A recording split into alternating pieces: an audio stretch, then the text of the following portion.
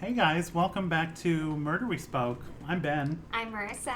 and we're going to do something a little different today.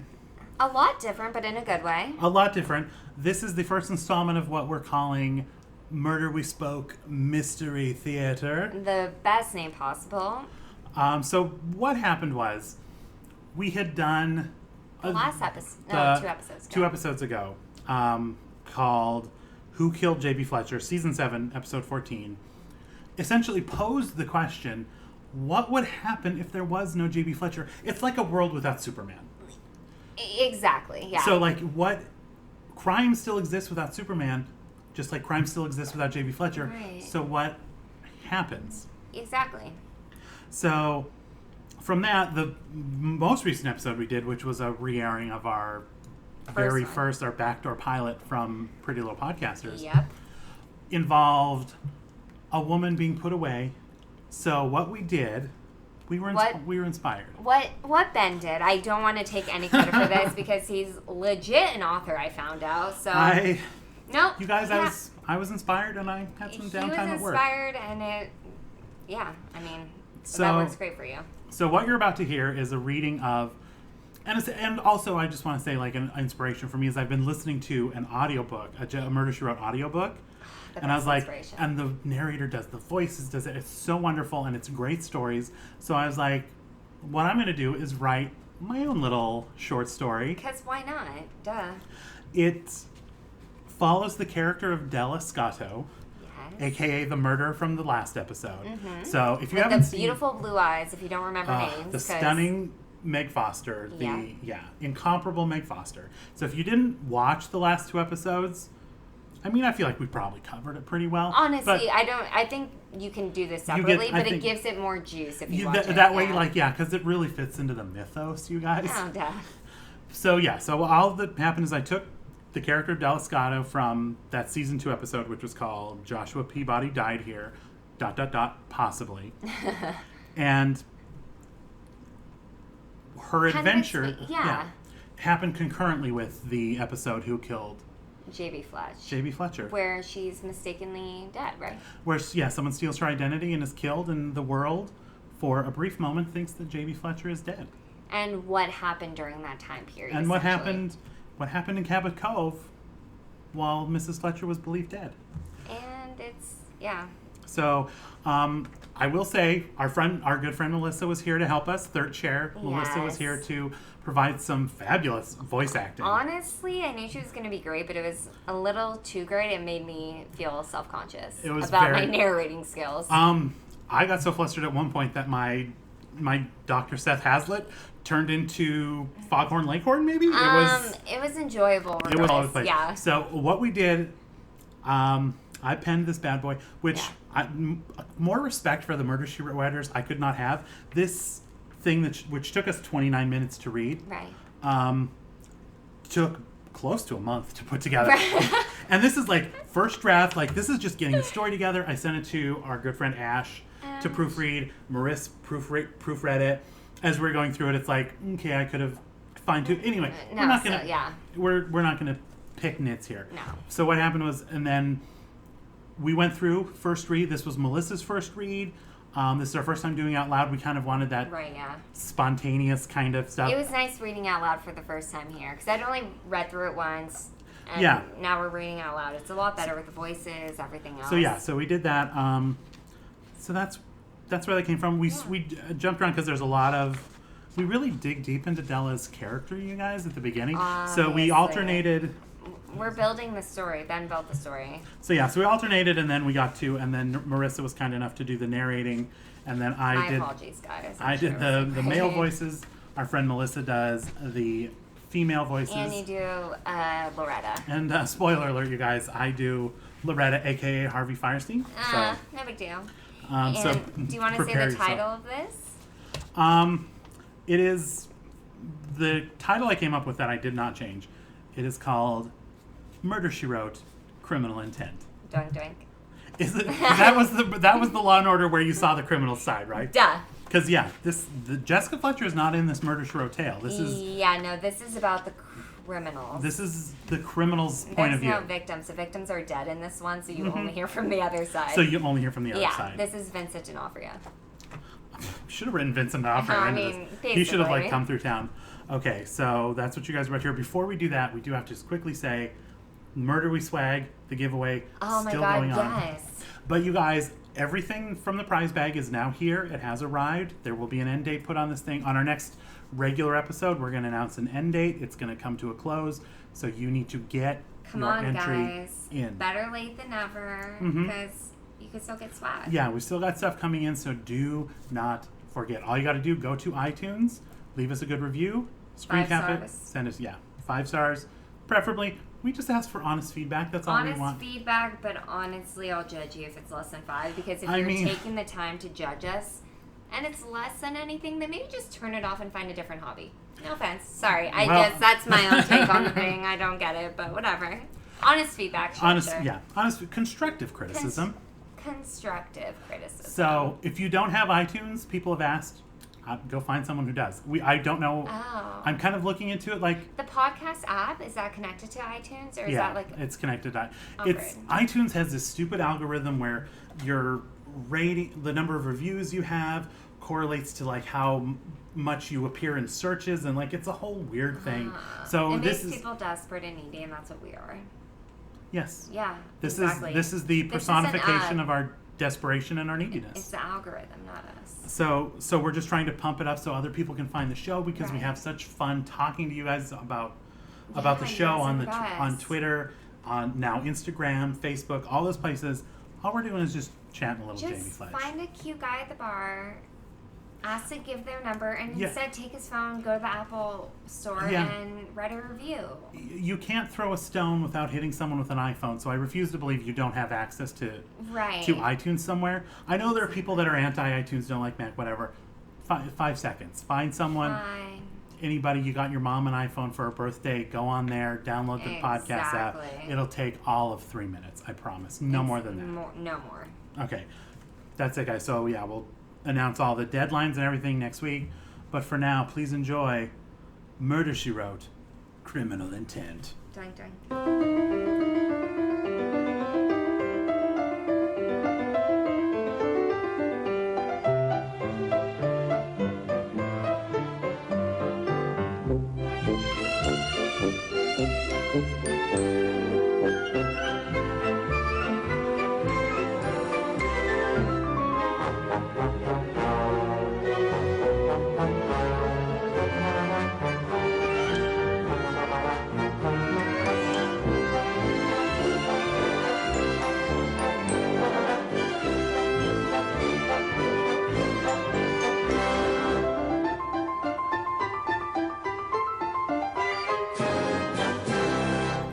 Throughout the past 6 years, Della Scotto's thoughts had scarcely wandered from the 2 days she spent in Cabot Cove. She had spent years as a journalist trying to bring down Henderson Wheatley.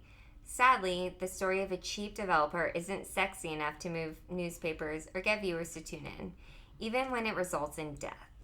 Della's brother's accident left him so disfigured the family had no choice but for a closed casket funeral.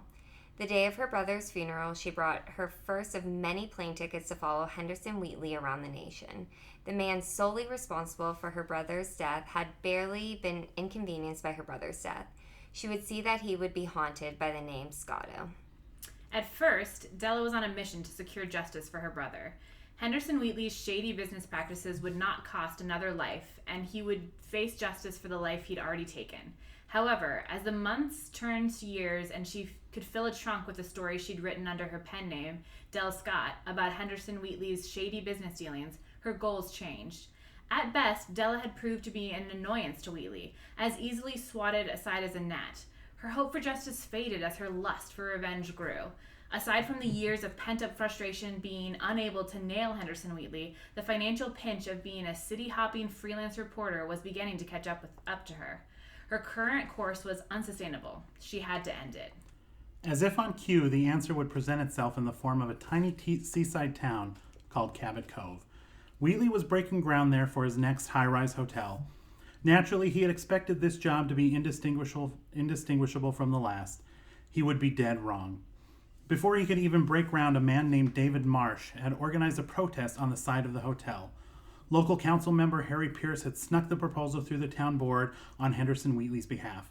So, aside from the small town folks not anxious to see their hamlet transformed by a giant luxury hotel, you had those that saw its very approval as an injustice. The workers preparing their build had not even been paid yet, so his own crew was furious with him. Wheatley had never come up against opposition like this. Though she was in little danger of winning any Pulitzer Prizes, her time as a reporter had taught her a few tricks. Once she learned David Marsh's true identity, the plan practically formed itself. It seemed perfect. In the 70s, David Marsh was known as Daniel Martin. He had garnered quite the reputation as a Vietnam War protester. It seems that Daniel Martin had gone overzealous one evening and had blown up a state building. He had been wanted by the FBI ever since. So, as a protester with a violent past clashes with crooked developer, and the developer ends up dead, it would be an open and shut case. It was perfect. Della had made up her mind. Making the decision to take a man's life came surprisingly easily. She had expected to waffle on the decision, perhaps even talk herself out of it. However, she was convinced that letting him live would only be letting him truly get away with what he did to her brother. The decision was made after that realization, and once she had made up her mind, she did not waver. Her plan was relatively simple. First, if she meant to pin the murder on Daniel Martin, aka David Marsh, she had to out his identity. An anonymous tip to the FBI that wanted terrorist Daniel Martin may be hiding out in Cabot Cove, Maine, made quick work of that. Second, she had to ensure that the townspeople knew that not only was there going to be a giant monstrosity built in their town, but that the man building it was the very epitome of big city heartless businessman. She would play the role of reporter Del Scott one final time to accomplish this. Della had effortlessly convinced herself that she was doing the right thing. Not only would the man responsible for her brother's death meet his deserved demise, she would put a wanted terrorist behind bars simultaneously. Fate, she believed, had brought her to this moment. Her plan rolled into action. It had gone even better than she anticipated. David Marsh nearly got into a fistfight with the foreman. Since he had moved to a small town on the lam, he had not learned to control his temper. The local sheriff had proved to be more bumbling than a character in a Sunday morning cartoon. In fact, he seemed to take all his cues from the town's most famous resident. She was a mystery novelist. Della, in any given hotel room in any given city, had probably read all of her books by now. She seemed to shadow the sheriff. Della decided to befriend her and use her celebrity to Della's own benefit. The variable of Jessica Beatrice Fletcher, proved to be Della's undoing. David Marsh was in jail for Henderson Wheatley's murder, which was the only thing keeping the FBI from arresting him themselves. Marsh was the only suspect. Had Della left town immediately and not stuck around to bask in the glory of a plan well executed, she would likely have walked away. She made one slip-up. A mistake so small Della had not even realized she made it. It was one sentence. A sentence picked up on by just one person. J.B. Fletcher. When Della should have been celebrating, toasting a glass of champagne to herself and the years of her life she had dedicated to stopping Henderson Wheatley, she was instead sitting in a jail cell for murder. And to add insult to injury, David Marsh was released and the case of Daniel Martin was closed. A terrorist was allowed to walk free while she, a woman who had purged the world of a truly evil soul, was to be punished for her selfless act. The trial was uneventful. Della knew what the outcome would be. She instead focused her mind on what was to come. After the guilty verdict came down, she was transferred to a women's correctional facility in upstate Maine. The patience she learned following Henderson Wheatley around the country became her greatest asset. She had a plan fully formed within the first year. She would spend the next 5 years laying the groundwork until the moment presented itself. The facility she was in was to be shuttered. In the past decade, 3 successful escape attempts were made, and it was close enough to the Canadian border. It is believed that the escaping inmates had all made their way across the border. Della had pushed for and was granted a transfer to a small facility in western Massachusetts. It was for low-risk inmates, which she had proven herself to be in the past 6 years. It was minimal security and offered the opportunity for community service outside the prison. She would also be closer to her aging parents. She had long ago given up being released while they were still alive. The transfer approval was welcome news for all these reasons, but the sole reason she wanted the transfer was that it was a short trip that did not require a plane ride. Instead, the transfer was done via a bus ride down scenic Highway 1, which, as it happens, goes right by Cabot Cove. Della Scotto was going to murder Jessica Fletcher. On paper, Della's plan was fairly simple. This was by design. She would gain the trust of a guard, but to accomplish what she wanted to accomplish, it would have to go beyond trust. It would have to be love. This was the cornerstone of her plan. In her second year in the facility, she had pursued a female guard named Beverly. She thought she was getting somewhere until Beverly suddenly disappeared. Apparently, Della was not the only one occupying Beverly's time in empty supply closets. Della was not deterred. She did not have to wait long before the key to her plans started his first shift. He was not a young man, but carried himself like an unsure 17-year-old would. She won his trust easily and began to curry his affection shortly thereafter. Ned Bunt had many careers before landing in the correctional field. He was not particularly bad at any of them, Della learned, but he was not particularly good at any of them. He was aware enough to see the axe falling and would jump to a new job before he could get fired. The only reason he lasted at the correctional facility was by the grace of Della Scotto. She had worked her way up to assistant to the warden within 36 months. She was able to use her position of trust to alter reports and otherwise mitigate or cover up Ned's blunders. She was not even sure he knew what he was doing. His lack of gratitude vexed her, but she did not take it personally. It benefited her far more than it did Officer Bunt. By his 4th year as a guard, she had convinced him to take 2 weeks off. He had told his co-workers he was visiting family in Nebraska, but in reality, he had driven to Cabot Cove. Della was able to find a rental property less than 1 block from Jessica Fletcher's house. He was simply to record her comings and goings. She instructed him a countless number of times to keep his distance. She had fallen victim to J.B. Fletcher's keen eye once before and would not have it happen again. When news of the closure of her current facility came through, the warden practically offered her the chance to choose her new destination. Della had long ago done the research knowing precisely where she needed to go. Building trust with the prison staff took the longest amount of time, but was still relatively easy. Della was good with people and was able to keep her nose clean without really trying. It had fallen into place perfectly. Her resolve had yet again been tested, and she had yet again risen to the challenge. One of Ned's previous stints saw him as a delivery driver, so Della had to burn very few calories convincing the warden to let Ned drive her to the new facility. On the day, it was very calm. More than half the prison had already been moved. The warden kept Della around as long as she could to help with the closure. The one thing Della was actually worried about was how many other prisoners would be transferred with her. Luck, it would seem, was on her side, as only one other inmate would be making the ride with her. She was a much older woman called Max. Interestingly, it was not short for Maxine. Maz had attempted to assassinate a city councilman, but ended up killing his wife instead. Della could count on one hand the number of words she had heard the old woman say since she met her, so to this day, she had no idea why anyone would get worked up enough to kill a city councilman. Apart from Max and Ned, no other guard would be joining them for the drive. He was middle-aged, and from the look of him, he spent every hour not at work or sleeping in the gym. Officer Albert Shearer worked on his glamour muscles. It was clear to Della he was no sportsman. He merely wanted to impress the local women in the small-town bars. She had heard stories relayed to her through Ned. Albert had worked his way through most of the single women in town. His brutally thick Australian accent was catnip enough to the locals anyway.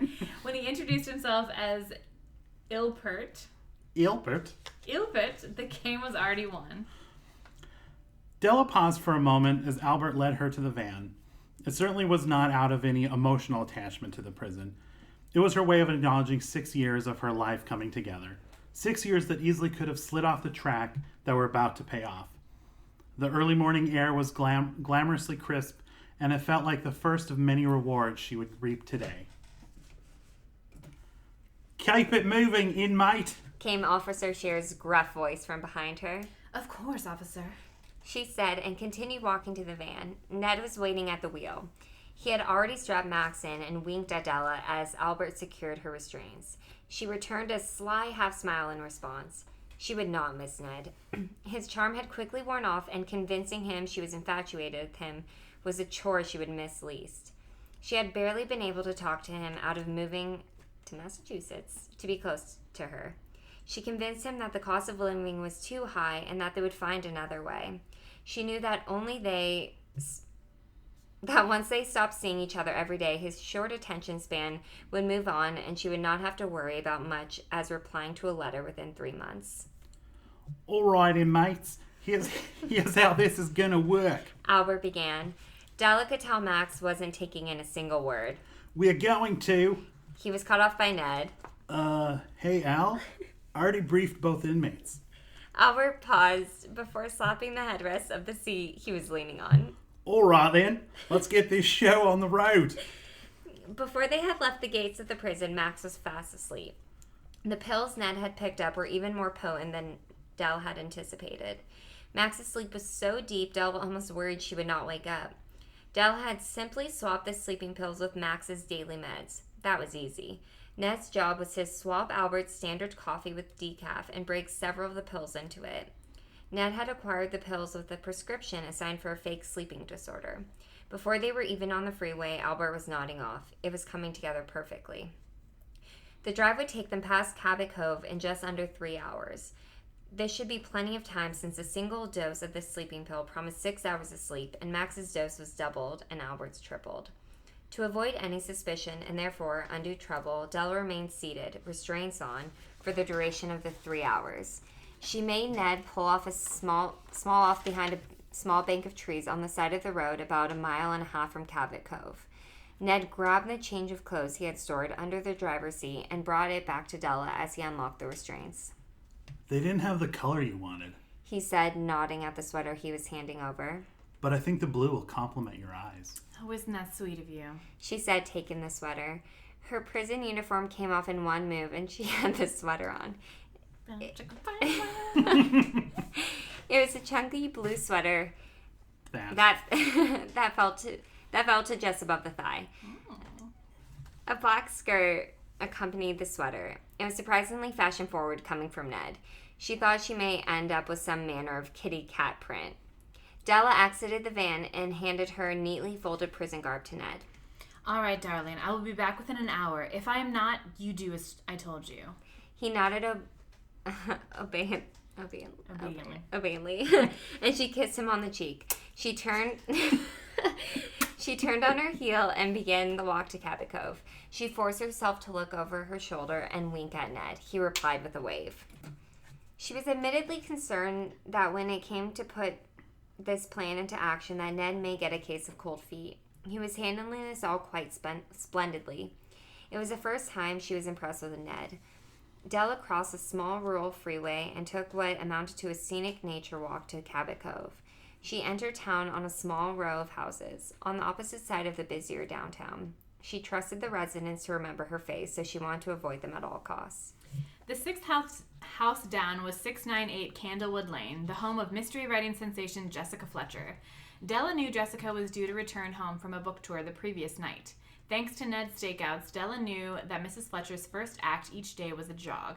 She left like clockwork at 6 a.m. She would then return home and make herself a modest breakfast and do some stretches. She would then meet her good friend, Dr. Hazlitt, for coffee in town at approximately 9 a.m. Mrs. Fletcher was as reliable as the trains in Germany. Della quietly walked past the home at exactly 8:35 a.m. She expected to see the bedroom light on. At this time, Jessica should be in her room preparing to shower before heading out to meet her coffee date.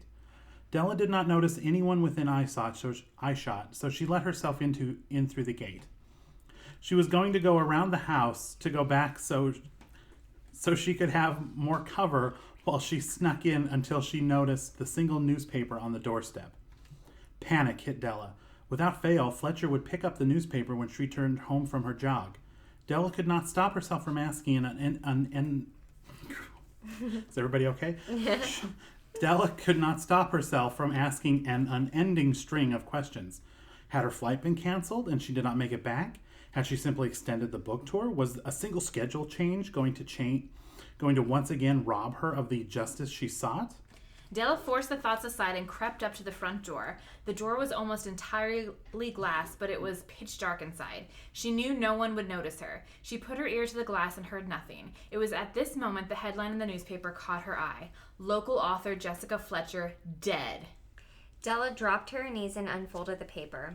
Every sentence she read was more surreal than the last. Jessica was killed in Texas just the previous day. Fletcher was not even supposed to be in Texas. It all seemed a cosmic joke against Della. After over 6 years of planning, Della had missed her opportunity by less than 24 hours. The story was light on actual details, but Della would not have been able to process them anyway. She slumped against the door and let the paper fall with a light thud to the wooden porch. She had picked herself up and started walking. She did not head back to the van. She had no destination. Her mind was racing, yet it was also blank. Before she knew it, she was walking past the shops in Cabot Cove. She had expected it to be bustling, but it was quiet, sullen. A group of women was huddled outside of the business on the corner. Della, not caring if she was recognized or not, made her way towards the crowd. Well, I just cannot believe this. One woman huffed. It can't be true. It can't be true. Said another. At least half a dozen other women were in tears, not saying anything. From inside the store came a deep and gruff and velvety voice that Della instantly recognized as the owner of the salon she was now standing in front of. Now, all of you get in here. I've got a hot pot and we are doing complimentary treatments. When Della was last in Cabot Cove, Loretta was the one who did her hair and makeup for camera. I don't want anyone loitering outside. There's more than enough room inside. Loretta's voice carried halfway down the block, even though she was trying to speak quietly. Della was caught in a rush, one woman even putting her arm around Della as they walked into Loretta's. A tall, pretty woman was pouring coffee. As each woman took a cup, they said, Thanks, Phyllis. They continued to talk about the day's tragic news, the death of Jessica Fletcher. Loretta, noticing the vacant look in Della's eye, shoved a cup of coffee in her hand and took her by the shoulders. Come on over here, hon. She directed Della over to an open salon chair and sat her down. The news sure seems to have hit you hard. Did you know Jess well? Della muttered. She had suddenly rejoined the world. Why had she come here? How had she not been recognized yet? Had she changed so much in 6 years? She continued to stammer. Don't worry about it, doll. We're all shook up. Are you one of Jess's relatives? I'm sure I've seen you around before. I bet that's it. There's one branch or the other of your family tree in town every other week, it seems. Loretta let out a laugh that could have been easily attributed to a jovial cartoon dragon. Those eyes of yours seem familiar, continued Loretta, referring to Della's almost inhumanely steel blue eyes. Yes, said Della. I am, and I really should not take up your time. Della wanted to get up and run, but did not want to bring any more unwanted attention. She had to get out. It was her only way, and she could not think past it. Nonsense, hon. You stay right. Loretta trailed off as her eyes darted towards the door. Eve Simpson, where have you been? Now don't you start with me, Loretta Spiegel, not today. Shot back the woman coming through the door. She was flustered like everyone else in the room, but there was something else about her. Her hair was covered by a scarf, tightly secured beneath her chin. She took off her coat and threw it on the rack. Isn't that the same dress you had on at the theater yesterday, Eve? Said Phyllis from her post at the coffee pot. At 2, Phyllis? Eve said as she walked into the salon. She grabbed 2 packets of sugar to drop into her coffee. Honestly, with all that's happening today, I don't know why you biddies even bother with me. Ignoring Eve's commentary, Loretta Phyllis kept on her. So, who was it this time? Don't tell me that gentleman who bought over the supply store finally gave in to your... She paused to find the right word. Chums. They all give in sooner or later. Said Eve with a little strut as she found the only remaining empty chair inside Loretta's. Now, show some respect. Said Loretta. We got one of Jess's relatives visiting us. She gestured towards Della. Oh no. Blurted Della. You mustn't worry about me. Eve leaned over and patted Della's leg. Allow me to apologize for these rubes. In fact, let me tell you what. Let's get your hair done. On me. Before Della could protest, Loretta had swung the chair around her, and her fingers were plying apart Della's thick hair. Since being in prison, she had only paid nominal attention to her appearance, just enough to keep Ned's attention, and he was easy to please. While playing with Della's hair, Loretta said, Now, I am surprised after a sleepless night you are able to have ideas that good, Eve. Before Eve could reply, Loretta continued, Now, I think you should do it up like this. She twisted and lifted Della's hair into a hive-like shape to give her the idea of what she wanted to do. Phyllis came to stand behind Loretta and spoke past her to Della. You poor thing. Did you just get into town? You must have been in the air when the news came down about Jess. I can't even imagine. Della seized the opportunity. Yes, it was quite the shock upon arriving in town. As a matter of fact, I should go call my mother. I would hate for her to learn of this from a newspaper like I did. Loretta dropped Della's hair. Of course, dear. You're absolutely right. Della did not waste a moment and got out of the chair to leave. Thank you, ladies, She said as she walked towards the exit. As she was feet from the door, she saw a police cruiser pull up. Was it here for her, or simply to add to the course of a small town nonsensory? She could not find out. She saw a sign for the restroom off to her left and turned hard towards it. She did not see the scarf that had fallen off the floor from the coat rack, and her foot caught it, sliding against the tile floor effortlessly. Before she could register what was happening, her legs had swept from underneath her. Her arms flew out to grab something stable. All she did was grab a cord, and she held on tight. She hit the ground with a cold thud. She did not hit her head on the hard floor, which is a small miracle. Before she had time to be thankful for that, she realized the cord she grabbed belonged to the coffee pot on the counter. The urn landed with a crash on her forehead, shattering and allowing the glass shards along with the half-full pot of coffee to bathe her face.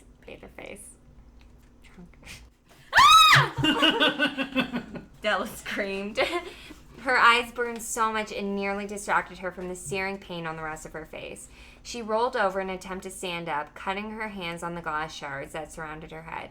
From where she stood, there was an outline in steaming coffee and broken glass, as it were from a macabre snow angel. The ladies of Loretta were stunned in silence as Della finally got to her feet.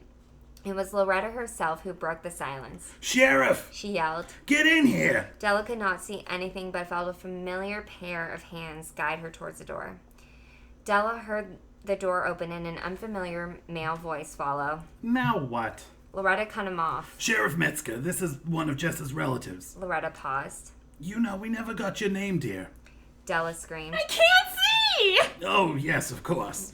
Said Loretta. Sheriff Metzger, could you get her over to the docks? Della exhaled deeply. A combination of blood, coffee, and saliva dripped to the ground. Post haste. Added Loretta as she put a towel in Della's hands. Right this way. Said the sheriff as he took ownership over directing Della from Loretta. His hands were notably bigger, and his accent was not of this small Maine town, and definitely not the same sheriff she had dealt with on her ill-fated visit. I got you now. Don't worry. Doc Hazlitt will have you fixed up in a jiff.